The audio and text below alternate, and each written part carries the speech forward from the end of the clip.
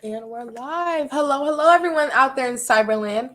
My name is Debbie, and I'm a youth organizer for Teen Empowerment, and I will be your host for this evening's fourth episode of Senseless, an audio series brought to you by Teen Empowerment on Tuesdays and Thursdays every at 7 p.m. of each week.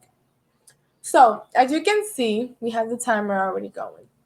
We're gonna get started in about like 5 minutes, but before we get to episode 4, I want to show you Teen Empowerment Studios, TE Studios Dance Committee Positive TE's Challenge. Comment in the chat and let us know what you think. Here, check it out.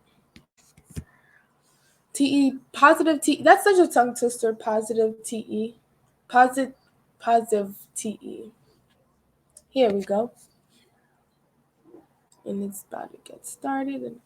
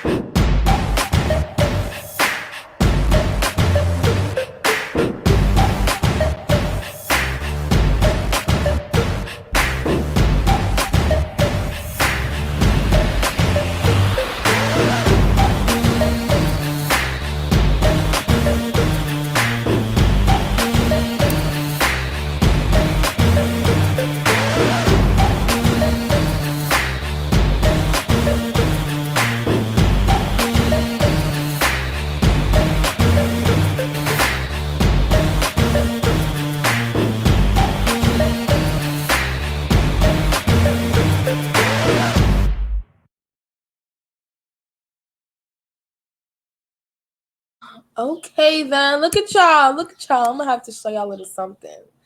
Well, I hope you guys enjoyed a little bit of positive TE. So, back to our census series. Like Tuesday's episode, we will not have the actors on before the episode, but we will have a few of the actors on after to talk to the audience. And it's time for you guys to ask us questions.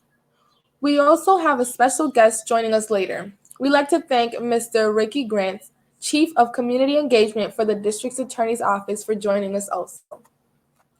And as you know, there has been an uptick in violence in our community, and as the summer approaches, the concern increases. This series has shown the realism of what is happening in our community, as well as the solutions for how we as a community can join together to be a part of preventing the violence. And Mr. Ricky Grant is going to join us for that conversation. So please tag your friends, create a watch party, email them, share it with everyone, and let us know in the chat where you guys are watching from. Comment in the chat as you guys listening, because we sure have a very exciting episode for you guys. And I hope everyone is wearing face masks if you're leaving the house and staying safe and sound and healthy, because sure now it's getting rough out here. We give you Senseless.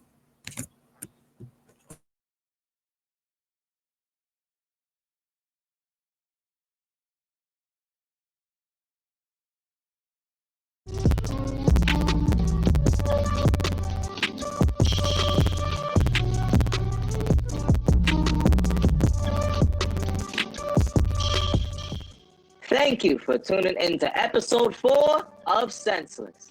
Now, you remember in episode 3, Naya got schooled by Miss G, and Trey shared his heart with Monty about the loss of his sister and his disappointment with her unsolved murder. Tonight, you will see an example of where there's smoke, there's fire. And it gets so hot that the police try to hose it down. We are going to take you on a ride. So hold on to your seat and enjoy episode 4 of Senseless.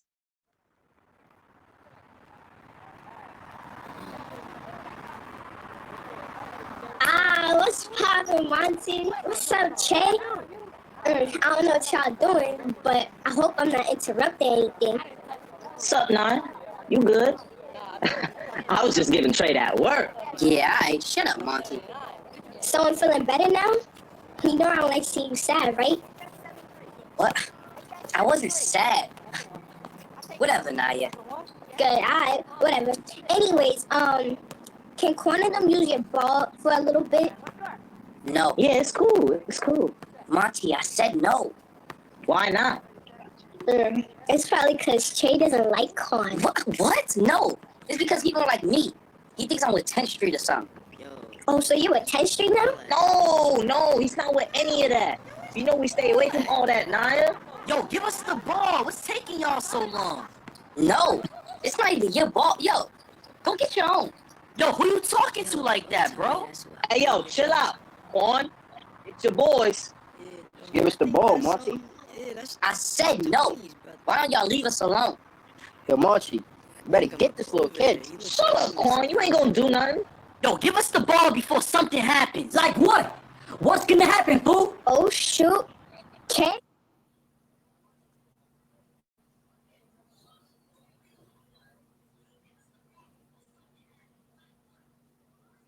Hey, sorry guys, we're just trying to fix some technical difficulties we're having. Bear with us.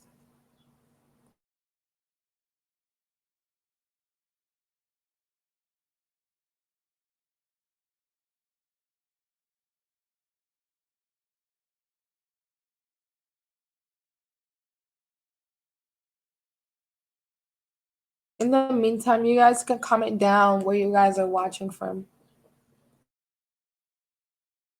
Hey, ain't that,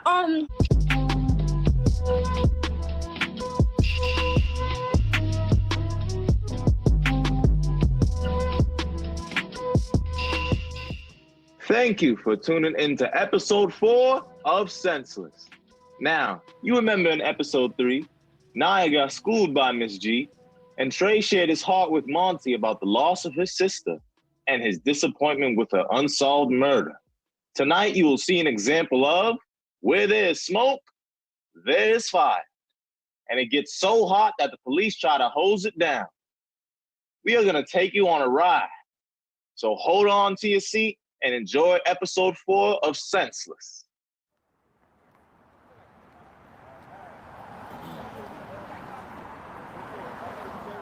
What's poppin', Monty? What's up, Che? I don't know what y'all doing, but I hope I'm not interrupting anything. What's up, Nine? You good? I was just giving Trey that work. Yeah, alright. Shut up, Monty. So I'm feeling better now?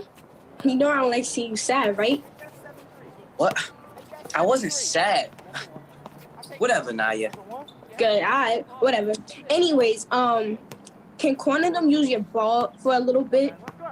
No. Yeah, it's cool. It's cool. Monty, I said no. Why not?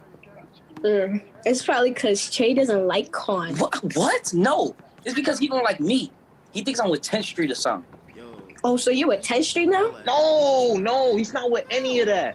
You know we stay away from all that, Naya. Yo, give us the ball. What's taking y'all so long? No. It's not even your ball. Yo, go get your own. Yo, who you talking to like that, bro? Hey, yo, chill out. Quan, it's your boys. Give us the ball, Monty. I said no. Why don't y'all leave us alone? Yo, Monty, you better get this little kid. Shut up, Quan. You ain't gonna do nothing. Yo, give us the ball before something happens. Like what? What's gonna happen, fool? Oh, shoot. Che? Ain't that, some of the 10th Street boys your sister used to, hang with? I don't remember. This is bad. This is bad. Trey, get behind me. I said what's gonna happen, fool? If you want smoke, let's get it. Well, let's get it then. Let's go. Bro, quit all the talking. There's no time like the present, so let's get it. Hey. Hey, break this up. Y'all go home. This ain't what the park is for. Y'all really doing this right now? Doing what? Fighting in the park. This is a place for kids to play. They shouldn't have to be worried about getting shot by gang-banging punks like you. Man, we ain't no gang-banging punks. What are you talking about? Yeah, right. Don't y'all have homes to be at? Never mind. I don't even know why I bothered asking. Y'all don't know anything about us. What I do know is you better watch your mouth. It'd be in your best interest to learn some respect. Respect? I don't give respect to those who haven't earned it. Instead of bothering us, why don't y'all go find who murdered people in our hood? Why is it that there's so many unsolved murders in Boston? Most of them are in Roxbury, Dorchester, Mattapan. Answer that, Officer Coon. Hey. My name is Officer Rainey. Who do you think you are disrespecting? He's not disrespecting you, Rainey. You know what? Same old cops. Why y'all act like black people are the only ones out here killing? We're not. You see, most of us are just living life, trying to make it like everybody else. So go find who you need to find and leave us alone. Hey. You see? That hostility right there, that's what puts you in handcuffs. Hey now. No need to talk about handcuffs. No. There they all go again. Y'all just love blaming everyone else but yourselves. I grew up in this neighborhood too. But even then, I was taught to respect authority unlike some of you people. Rainey, give them a break. Everyone is fine now. Everyone is gone. Trey, Monty, y'all just need to go home. Trey, I know your aunt wouldn't want you around here. And Monty, make sure y'all are watching who you're hanging out with next time. Yeah, we cool. We out. Come on, Trey, let's go. No, Monty, get off me. Why should I have to leave the park? Those two officers should be the ones leaving the park. And they should go find who killed my sister. Trey, calm down. We've been doing the best we can. No, you've been on this case for 2 years and still haven't found her murderer. Y'all come around here just to make matters worse. Oh, now we're making matters worse? Go home.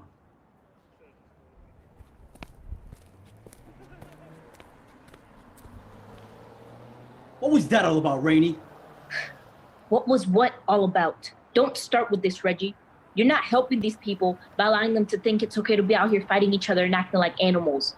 How is that acceptable to you? These people? Really? Don't you mean our people? You know, you sound so self-righteous sometimes. God forbid your future children end up in the streets hanging with the wrong crowd and they end up making bad decisions. You can't keep enabling these kids. What they need is tough love. Oh yeah, tough love. Well, you had the tough without the love. If I'm being honest, Rainey, it's already hard enough doing this work. It's even harder doing it with a partner I can't even trust has my back. I can't believe you're doing this right now. You're gonna trust those bad kids over your own partner? Those bad kids are our kids. If they're bad, then what are we? What are you talking about, Reggie? Never mind, Rainey. I'm not surprised that you have absolutely no idea what I'm talking about. It's time to clock out. You know what? Just drop me off at Trey's house.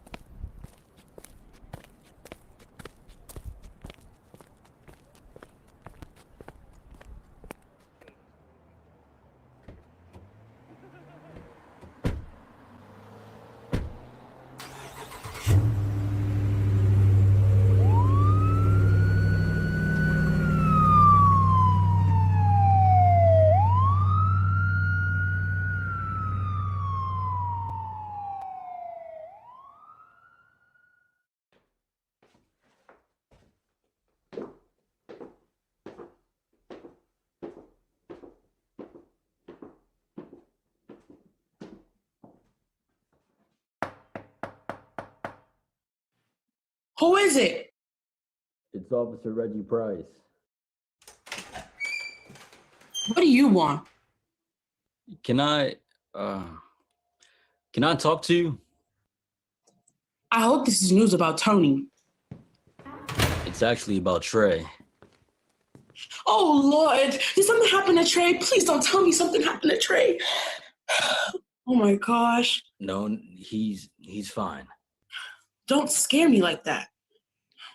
Well, the only thing you need to be talking to me about is finding who killed my niece. That's the least you can do for my sister Cynthia and Trey. I know. I'm trying my best, and I'm hopeful that we can get to the bottom of this. I can assure you that I'm doing everything to find Tony's killer. I know Cynthia. I know your sister deserves that. Cynthia deserves so much more when she was alive. Let's be real. All you did was abuse her, you treated her like trash, and you abandoned Trey. You gave over those responsibilities as a dad to me. So I don't know why you're talking to me about Trey. Cheryl, I came to apologize for everything. I've been thinking about this for a long time now. You know, I just saw Trey at the park, and now I'm realizing how much damage I've done by not taking responsibility for him as a father, his father. It's killing me that he's hurting so much over Tony's death. Tony didn't have her father in her life, and Trey didn't have me in his. Seeing him at that park just really hit me hard. What happened at the park, Reggie? It's cool. Nothing to be alarmed about. Believe me, I wouldn't let anything happen to him. But seeing him earlier today, I thought about how I wasn't much of a man. How I treated Cynthia, what I did to Trey was wrong. I wish Cynthia was here for me to tell her I'm sorry. What do you expect me to do, Reggie? What? She was my sister. My niece Tony is gone. What do you expect me to do? I'm raising your son. You left me here to pick up the broken pieces. And now I'm here to pick up the piece that I left behind. My son. Cheryl, I want to be in his life. I want to fix what I broke. I'm trying to do right. Not only to you, but to Cynthia too. I know my actions caused a lot of pain. Reggie, what makes you think this is the way to go, huh? Trey asks me about his father every day. I had to be the one to tell him I don't know, because I didn't know. I didn't know if you wanted to be in his life, if you were gonna keep coming in and out and breaking his heart. I didn't even know if I should tell him you're his dad. He doesn't trust men, and he sure doesn't trust police. Reggie, this puts me in a bad situation with my son, my nephew. You're gonna break his trust in me, the only consistent person in his life. If you tell him, he'll be devastated. He'll be devastated if he doesn't know. It would be hard at first, but he needs his father. He needs me. He needs you? I didn't have mine, and I know damn well I needed him. That's why I became an officer in the first place, to be there for those kids like me who were fatherless. Well, you certainly forgot about your own. I know, Cheryl. I know. And I hope you can forgive me so we can start fresh. We all need healing, Cheryl. Despite what happened in the past, we're a family. And we're all we've got.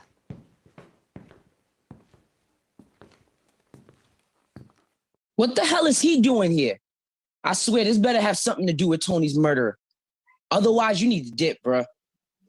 Actually, he was just leaving.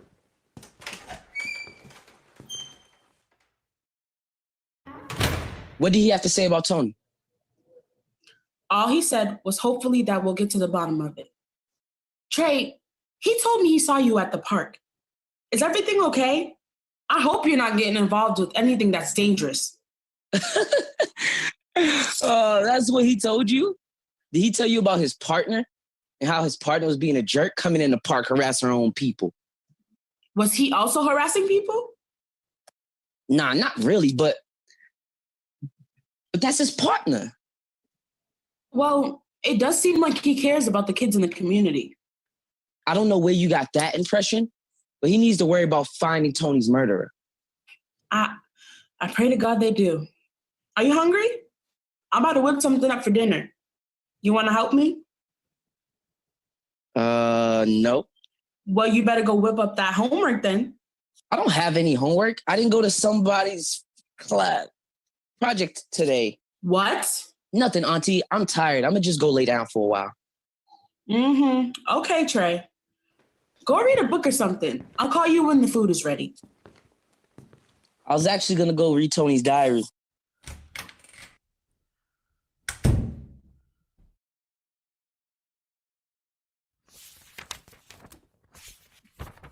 As I enter this in my journal, Trey, I've been thinking a lot about you. You can't let the fact that our dads weren't in our lives cause you to get you off your game, bro. Auntie Cheryl took both of us in, helped raise us, and now she's doing the best to keep us on point. Don't mess up like I am, Trey. I haven't been smart about who's in my circle, and I'm doing things for my boyfriend intentionally that compromises our safety. I'm blinded by a boy who's blinded by the streets. I don't want you to have to watch your back. I'm sorry. I don't mean to do things I regret. I love him, but I don't love what he's doing. I don't want you to regret life. I want you to have a life ahead of you. Just know, Trey, I love you. I'll always have your back, and I'll always be here for you. Love, your big sis, Tony. Well, you're not here. Why did you have to leave me, Tony? It's not fair. Why? Somebody needs to pay for this. Why did Mom have to leave us? I never felt good enough for anything. Not good enough for you to stay, and not good enough for Ma to stay. Not good enough for that so-called father of mine to stay. Wherever he is.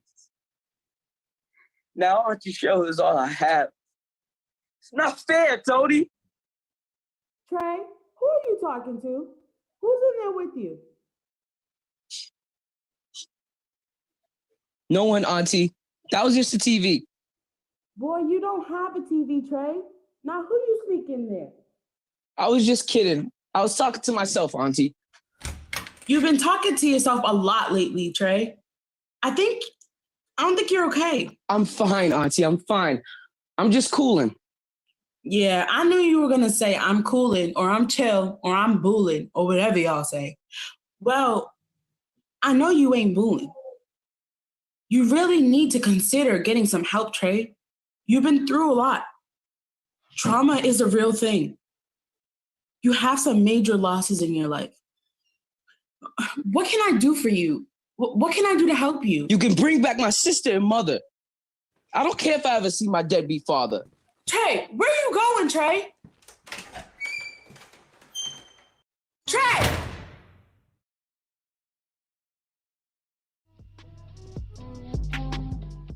Thank you for tuning into episode 4 of Senseless.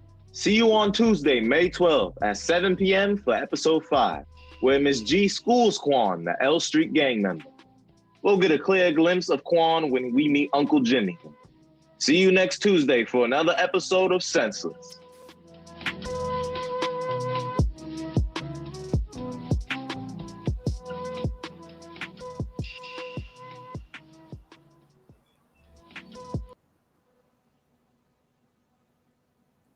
Hi guys, and welcome back to Teen Empowerment's Talk Back of Senseless, the audio series. I'm Debbie, your host, and I hope everyone enjoyed the first 4 episodes of Senseless. And don't miss the next episode on Tuesday, May 12th at 7 p.m. So today we have some of the characters from tonight's episode with us who will be discussing how we as a community can stop the cycle of violence. Please welcome Joe Corey, who plays Uncle Jimmy, Janaya, who plays Naya. And we would also like to give a welcome to our special guest, Mr. Grant, Chief of Community Engagement for the District Attorney's Office. Thank you for joining us tonight. So, Mr. Grant, can you tell us what your role for the DA's office is? Oh, are you muted?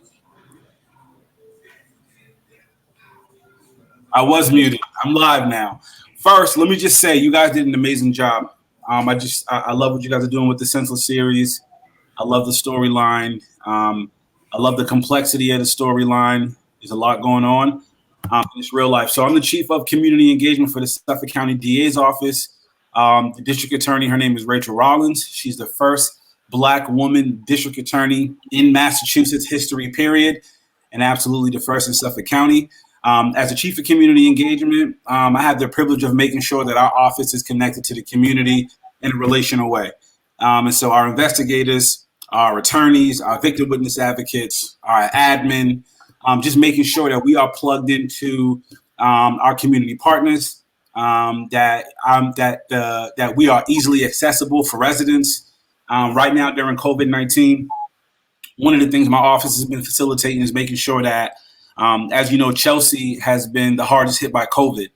And so we were out there this week just serving food, partnering with an organization, Chelsea Collaborative, and just out there serving food, making sure people have what they need. And so right now, particularly because the courts are closed, we want to make sure that our presence is felt. And so I'm just helping to coordinate, making sure that we're out there and that the community knows that we're there and that we care. Thank you so much. And thank you so much for that. And in this series has shown the realism of what's happening in our community, as well as the solutions for how we can, as a community, join together to be part of preventing that violence. And in today's episode, Trey's character was upset that his sister's murder has been remained unsolved for 2 years and feels as if the police does not care because the murder happened in an underserved neighborhood where mostly people of color live. Would you guys say that unsolved murders have a direct correlation to the violence in the community, and what can we do about it? Anybody can go first.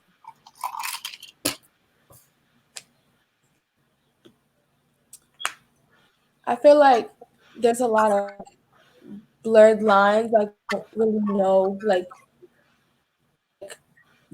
we as a community need to work together in order to make those, like, what you call it, those murders solved instead of unsolved. Because there's a lot of people that don't talk, and it may be for different reasons, like regarding safety. But I feel like if more people were talking, like the unsolved cases would go down, then that would like show that the community between the police and the community is like going somewhere.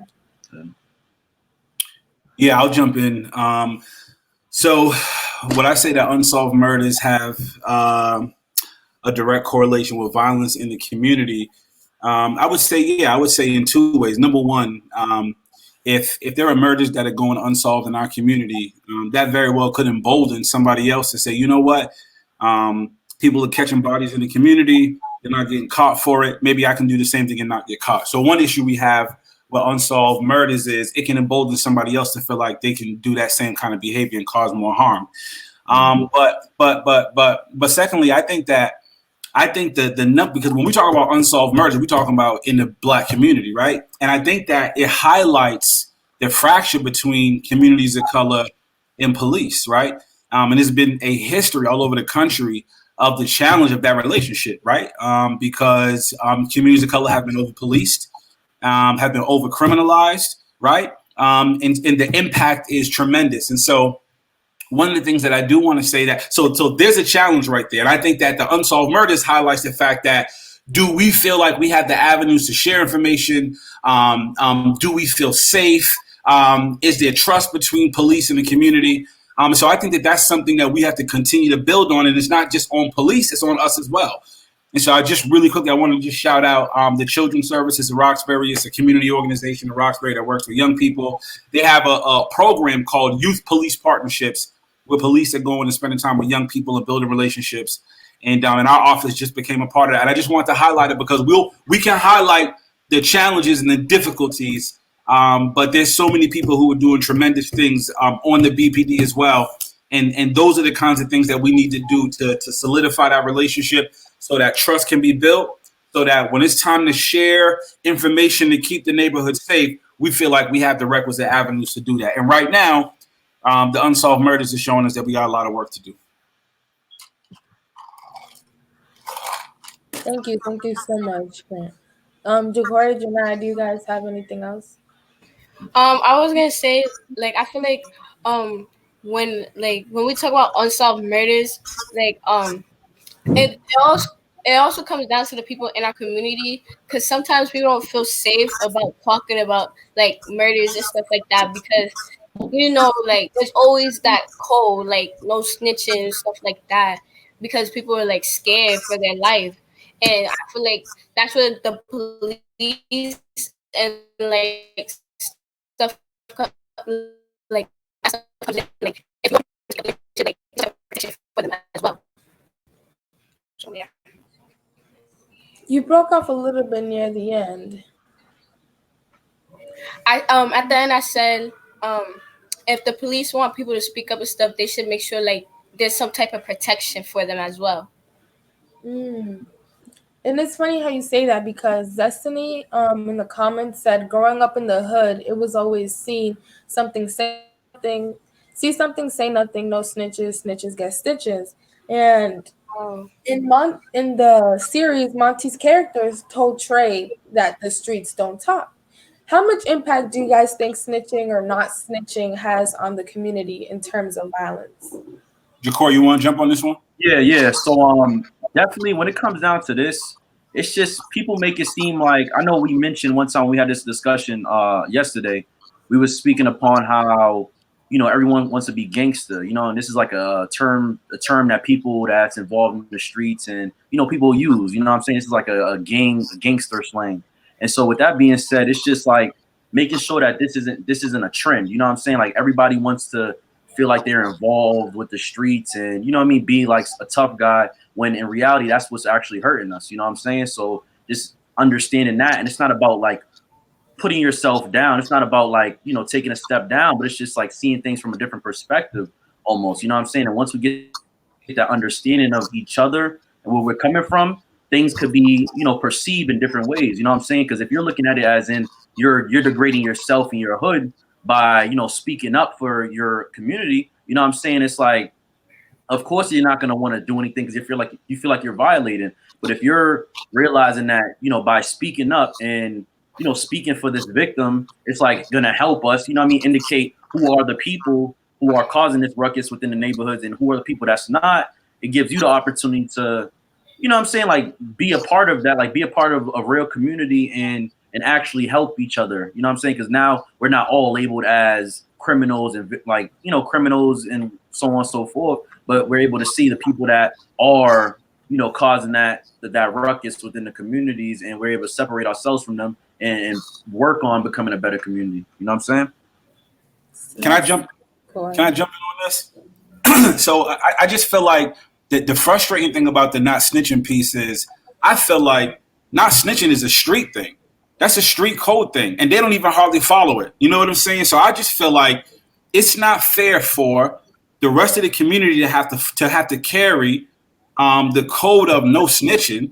When we not like, if I ain't involved in the activity, if I'm not a gangster, then no snitching don't got nothing to do with me. I am a civilian and a resident living in this community, right?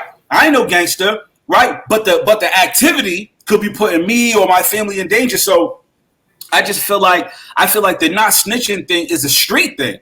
So that's for them. That ain't for us. That ain't for the regular civilians who's trying to live their life day to day, who's gonna be dodging bullets. If two rivals is getting into it, and a lot of times what happens in the hood too is there's no regard for who's around. You know what I'm saying? So for me, it can't be like, yo, a small percent of the population is the ones doing all the shooting, but we got to carry all their baggage by talking about not snitching like we gangsters too. We not gangsters. We not. I'm not a gangster. I got children. I want them to be safe. And so I just feel like we need to be real clear about, yo, who's that for? And then when we examine the street and we examine how much they hold the code of not snitching, we find a whole bunch of people talking all the time anyways. So to me, it's a mirage. It's fake. It no longer should hold us hostage. Like, we need to keep our community safe. And here's my thing. If you are a gangster and you want to be in that lifestyle, then have also the code that your beef is not going to interfere with our regular everyday life When we going to and from school, going to and from work, our moms is coming from the grocery store and home. Make sure they're not impacted. Right? Like if y'all want to do that over there, and it's not that I don't care about them, I do. But the not snitching thing has nothing to do with regular, normal civilians. It's the street thing.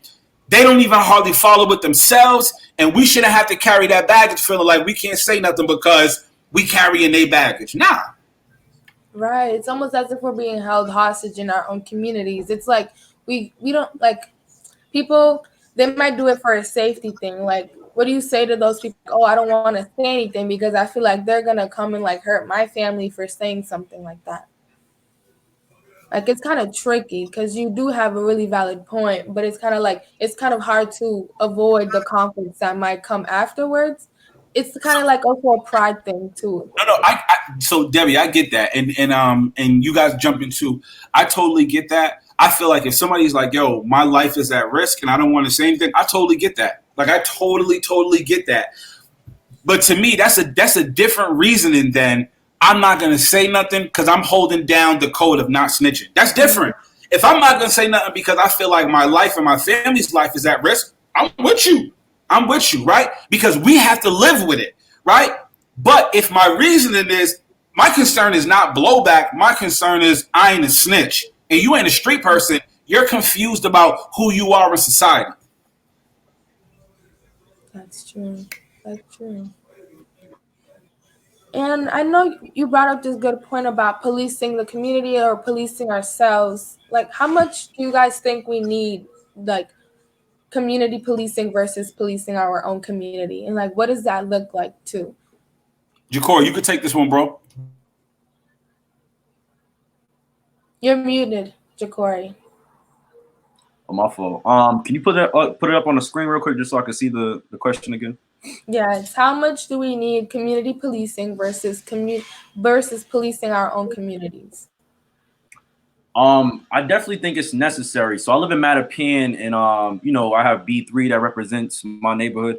And for the most part, especially like in the summertime or just year round, B3 makes sure that they engage with the community, right? And that's one thing that I idolize about them because I know like the officers that police this community. You know what I'm saying? I feel close with them, right? And so I just think a relationship like that needs to be established all over the city. Because even like speaking for my friends that live in the South End, like they don't have like when it comes to police, they keep themselves separate from that. You know what I'm saying? It's just like being sure to just build those community relationships, and there's more than enough ways to do so. It's all about how much effort we're putting in as a community to put pressure on them to do so, and how much they're willing to spend time with community members and get to know them. You know what I'm saying? Because most of the time it's like, these people come into our neighborhoods thinking that like they have this type of perception on us as a people, and they treat us a certain way without even knowing us. And it's like we're not obligated to build a relationship with them, but it's just like you're not going to sit here and come in my neighborhoods, and tell me what to do and push me around without having any understanding of what I go through on a daily basis. You know what I'm saying? So thank you. Yeah, I agree with you, Corey, totally. And I feel like I want to jump onto the question too, like I feel like within our communities, like people need to get out that gangster mentality. Like not everybody has to be like involved with the streets and all of that. Like not everybody, just because your friend had a problem with the police doesn't mean that you have to be disrespectful to the police too. It's just like I feel like everybody, like, you just need to get out that mindset, and like, because there's not going to be a world where there's no police. That's what people need to understand. So it's just like, why sit here and act like you're about this and all of that just because you see other people doing that too, and it's not making things better. Exactly. We have too much of that. Oh, monkey see, monkey do. What were you gonna say? I feel like we got to keep it a rock. I feel like, yo, if something's happening with my family, who am I calling first? Who we calling first if we in an emergency? Who we calling?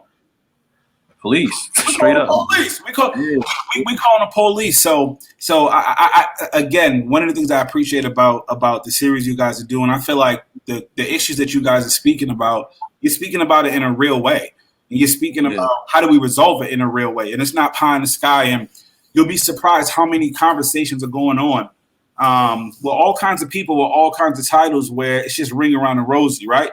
So I think we need both. I think I think that we need culturally competent and compassionate officers walking through our communities, meeting residents, and building relationships. You feel me? We need you to be culturally competent, right? You need to be compassionate, right? And you need to be building relationships. So you actually walking through the community, and so that moms, that brother, that sister, that they start to recognize who you are, and you become a part of the fabric. And I want to give BPD credit because, again, and I love the balance here is we can highlight an issue. There's a lot of them that's doing it. Some of us know the community service officers that's out there all the time. That in fact, they are so much a part of the community that people don't even see them just as an officer. They listen, they're part of the community first, and they're a police officer second. And so I think that when we talk about building that bridge, we continue to need to do that. And then when we talk about like policing ourselves, you know, I remember I grew up in Roxbury, and I grew up in between St. Joe's and Warren Gardens. And when I was growing up in the 80s, most of our neighborhoods, you could identify them based on race and ethnicity, right? So on my street, on Rockland Street, it was all black families, right? So it made camaraderie and it made familiarity a little bit easier, right? So the grandmother next door knew me and my siblings, right? We knew everybody in the neighborhood knew one another, and so there was more of a community feel, and there was like built-in accountability. Because if I was wilding and Miss Louise saw me from next door, when my peoples got home, Miss Louise was going to tell my pops, yo, he was out here wilding, and then now accountability comes, right? Whereas now, because of gentrification, one of the things that's happened is our communities are, you can have neighbors that you don't even know that are of different language, different ethnicity, which in the diversity is beautiful, but it makes unity more challenging. You know what I'm saying? It makes coming together more difficult. So I'm all for integration. I'm for it. I want nobody to say, did you know that someone from the Suffolk County DA's office came on and said they're not for integration? I'm for it. But I'm also saying that the byproduct of that too is that we're separated from one another. And so trying to have accountability in our community is very difficult because it's filled with a lot of different variables and elements that we may not necessarily be familiar with and may not know how to interact with. And so we really, really do need our police to be dope community police people. And I'm gonna say it again: culturally competent and compassionate. Exactly. With more community, people feel less comfortable. Feel more comfortable, like holding others accountable, and they don't feel like they're stepping out of place. But like, what steps do we need to take to make more relationships like that? Like, how realistic is it? Because one of Destiny's commenting, and she's saying how police brutality against people of color is so traumatizing. It doesn't make people feel safe. So like, how do we try to break how do we get past that history and that trauma? Because some people can't let go of it to begin. So it's kind of hard, you know? Yeah, I think it can only. I think it can only happen in conversation, right? Where we create spaces to begin to get to know one another. You know, one of the things that I remind people of is that police officers are also people. They're going home to families. They got to pay bills. They're trying to survive. I remember being a kid and thinking that teachers slept at school. I remember when I was a kid, and for a while I was thinking, yo, these teachers, I couldn't believe when I saw teachers outside of school. You know what I'm saying? Like when I was in my early elementaries, I'm like, yo, y'all leave the school. This is amazing, right? Because in my mind, the only thing I saw was you are a teacher. I only saw them as their function. Police officers aren't just officers, they're people, right? Right. And we aren't just residents you protect and serve. We're people. Like we're real people with real names. And so the relationship needs to be built. And the reason why I highlighted the youth police partnership happening at the Children's Services of Roxbury is because I believe Teen Empowerment can do something like that too, where you guys actually create a space, right? Where officers can come in and begin to have conversations with young people and begin to build a bridge. And you guys give us that radical leadership that we need to follow. And I think, yo, you guys can do that. And we could talk about that offline. But when we talk about solutions, what if we got officers to come into Teen Empowerment once a month or whatever frequency, and they was going to come not just to talk, but to listen. You know what I'm saying? And relationship was going to get built. To me, that's the only way. There's no fast forward and pass doing the hard work of owning the harm we've done, right? Hey, listen, me as somebody who's a part of the Suffolk County DA's office, even though I'm from Roxbury, I got to own the harm that this office has done now that I'm there. I don't get to be like, nah, I ain't a part of it just because I'm from around the way. No. You're a part of it. You got to own it. So I think if law enforcement can own the harm that's done, it gives us the space to be like, maybe we can have a conversation. It's the same thing in all of our relationships. If you harm me, it's like you do me dirty, right? You do me dirty, and then without addressing how you did me dirty, you thinking me and you was getting ready to chill or just like act like everything's normal. None of us is going for that. We like, yo, fam, we got to deal with the offense before we get back to like being cozy relationally. It's the same thing in this relationship with law enforcement. We've got to continue to create space to build, and I think teen empowerment can be a real strategic place to make that happen. Thank you so much. I just got one comment. Just one comment. So like you was mentioning, Ricky, you said one thing about like us being able to see police officers, you know, aside from an officer, we could see them as an individual, a community member, right? I think many times, and this is my personal opinion, I think many times people go into that position for that higher power and that authority. You know what I'm saying? It's just like they can't even come to the space.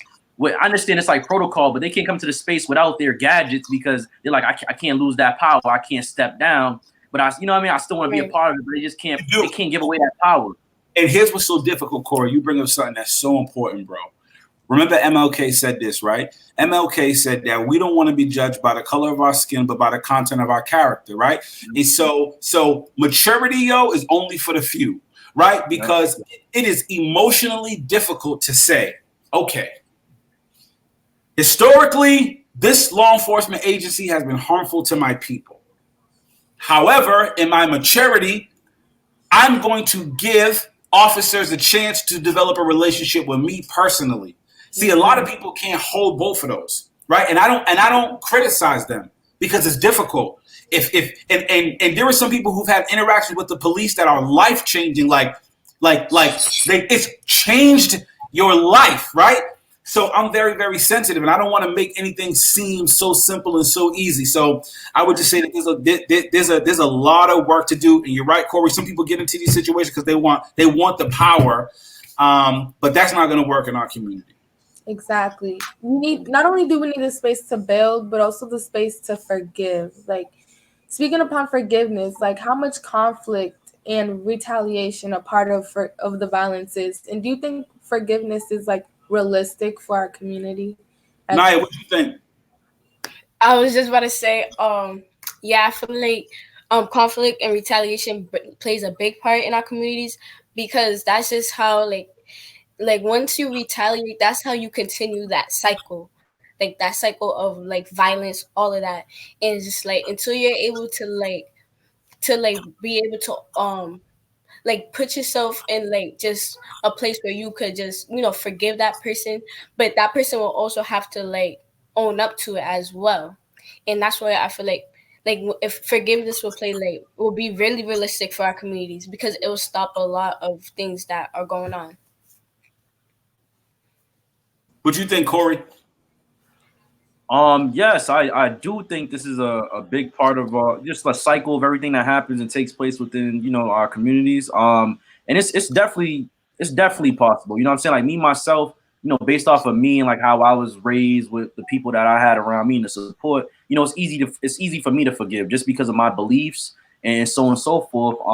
And I'm really in tune with my spirituality, which is something that's like, it's a personal thing, but I really suggest other people do the same. You know what I'm saying? Just get more in tune with themselves because the reason you're holding yourself back is based off of what this person's saying. You're not really thinking for yourself anymore. You know what I'm saying? And so I took the time to separate myself from that bunch to realize like, yo, like I'm my own person. I make my own decisions. I have my own beliefs. I go by whatever I decide to like make for myself. You know what I'm saying? A lot of people aren't living by that. They're living by what the next man's telling them and the next man's doing. And I think once people separate themselves and see themselves as individuals and start to make decisions for themselves, better will come along. You know what I'm saying? One of those things will be forgiveness and being able to see a person for who they are and also seeing yourself for who you are and bringing everything to the table and making the best out of it. You know what I'm saying? And guys, I would say, you know, is retaliation a part of it? Yeah, it's a huge part of it, right? Like, I mean, when you think about the hurt of losing somebody, right? Somebody took my family member or they took a friend whom I loved. I've worked with young people for a long time. I know I'm working with the DA's office right now, but my work history has been working with families of young people. And I can remember working with a 14-year-old back in the day. It was a young man. And your normal 14-year-old kid from around the way, laughy, jokey.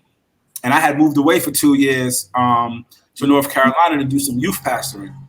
And when I got back, this same kid that I had known was now one of the most well-known, you know what I'm saying, players in the community in terms of just violence and drugs and all of that. And when I had inquired about what happened, I had heard and found out that one of his best friends had been brutally stabbed, murdered, and killed. And from that place, he just snapped. So I bring it up because the retaliation, right? We can't disconnect the retaliation from the hurt, right? Because if we disconnect the retaliation from the hurt, then we look at the retaliation like something that's just monstrous. But it's not. It's human reaction. That's one.